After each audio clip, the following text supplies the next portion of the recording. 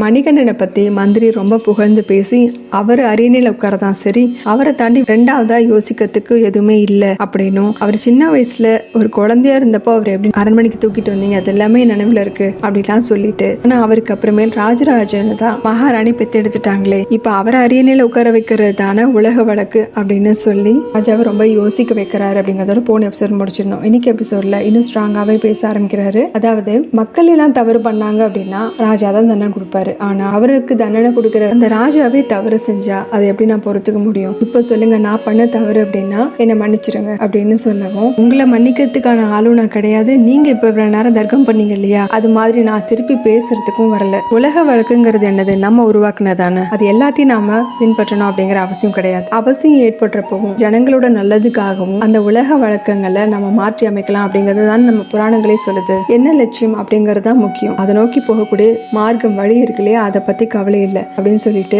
என்னோட தீர்மானம் ஒன்னே ஒண்ணுதான், அடுத்ததா அரியணை ஏற போறது மணிகண்டன் தான் அப்படின்னு உறுதியா சொல்லவும், இவ்வளவு நேரம் நம்ம பாடுவிட்டதுல வீணா போச்சுங்கிற மாதிரி மந்திரி பதறி போய் அரசு அப்படிங்கிறாரு, நீங்க இதுக்கு மேல கிளம்பலாம் அப்படின்னு சொல்லி அவரை அனுப்பி வச்சிடறாரு. ராஜா அனுப்பி வச்சுட்டு சிவன் கிட்ட வேண்டாரு, இதுக்கு மேல என்ன சோதிக்காதப்பா அப்படின்னு. ராஜா கிட்ட இவ்வளவு நேரம் வாங்கி கட்டிட்டு வெளியே வந்த மந்திரிக்கு நேரா மணிகண்டன் வரவும் மந்திரி ஓட பாக்குறாரு. அவர் நிக்க சொல்லிட்டு, உங்களை பார்த்தா எனக்கு ரொம்ப சந்தோஷமா இருக்கு, உங்களை வணங்கணும் போல இருக்கு அப்படின்னு சொன்னதும், என்ன காரணம் அப்படின்னு கேட்கிறாரு மந்திரியும். ஒன்றும் இல்லை, இவ்வளவு நாளா நீங்க வேற தான் நினைச்சிட்டு இருந்தேன், இப்பதான் உங்களோட புத்திசாலித்தனத்தெல்லாம் காமிக்க ஆரம்பிச்சிருக்கீங்க அப்படின்னதும் இவர் என்ன சொல்றாருன்னு புரியாம மந்திரி கேட்கவும், மணிகண்டனும் ஒருத்தர் இல்லாம ஆக்கிறதுக்காக அவங்க சாப்பிட்ற பால் கஞ்சியில விஷம் கலந்த பஸ்பம் கொடுக்கறது பெரிய வீரத்தனம் தானே அப்படின்னதும் மந்திரி திருதன் முழிக்கிறாரு. அதே மாதிரி ஒருத்தனை குளத்துல முக்கி கொல்றதுக்கு முயற்சி பண்றதும் சரி, ஆட்களை வச்சு அவனை கொல்ல முயற்சி பண்றதும் பெரிய புத்திசாலித்தனம் தானே. இது எல்லாமே நினைச்சு நான் ரொம்பவே சந்தோஷப்படுறேன். அது மட்டும் இல்லாம நேருக்கு நேரம் ஒருத்தர் கூட மோத முடியாம அவரை பத்தி பின்னாடி பேசுறீங்க இல்லையா, இதெல்லாம் பாக்குறப்ப உங்ககிட்ட நிறைய முன்னேற்றம் ஏற்பட்டிருக்குன்னு தோணுது அப்படின்னு சொல்ல மந்திரி என்ன சொல்றதுன்னு தெரியாம ஸ்தம்பிச்சு நிக்க,